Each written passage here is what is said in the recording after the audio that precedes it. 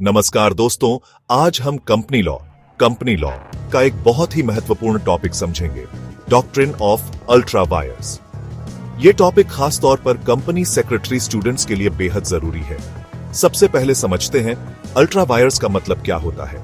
Ultra vires एक Latin शब्द है जिसका अर्थ है बियॉन्ड द पावर्स, यानी अधिकारों से बाहर किया गया काम। अब कंपनी लॉ में यह कैसे लागू होता है?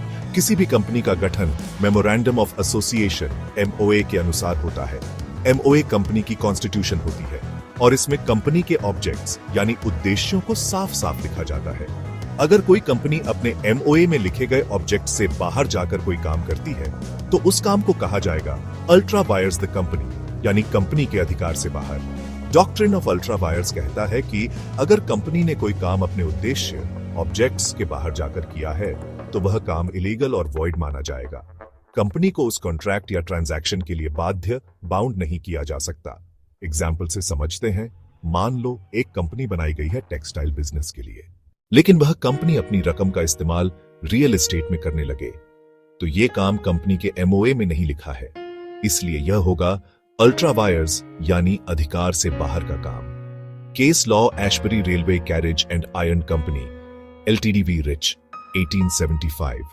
इस केस में कंपनी का ऑब्जेक्ट था रेलवे कैरेज बनाना, लेकिन कंपनी ने रेलवे निर्माण का कॉन्ट्रैक्ट कर लिया।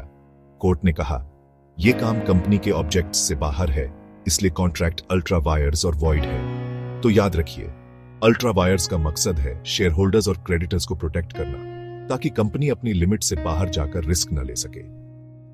Quick revision, ultra vires equal sign beyond powers लागू होता है। MOA पर ऐसे कॉन्ट्रैक्ट्स वॉइड होते हैं। Famous case equal sign Ashbury railway case. तो दोस्तों, ये था डॉक्ट्रिन ऑफ अल्ट्रा वायर्स का आसान एक्सप्लेनेशन। अगर आप कंपनी सेक्रेटरी की तैयारी कर रहे हैं तो ये कंसेप्ट आपके लिए बहुत इंपॉर्टेंट है। वीडियो अच्छा लगा हो तो लाइक, शेयर और सब्सक्राइब जरूर करें और कमेंट करके बताइए कि अगला टॉपिक कौन सा समझना चाहते हैं।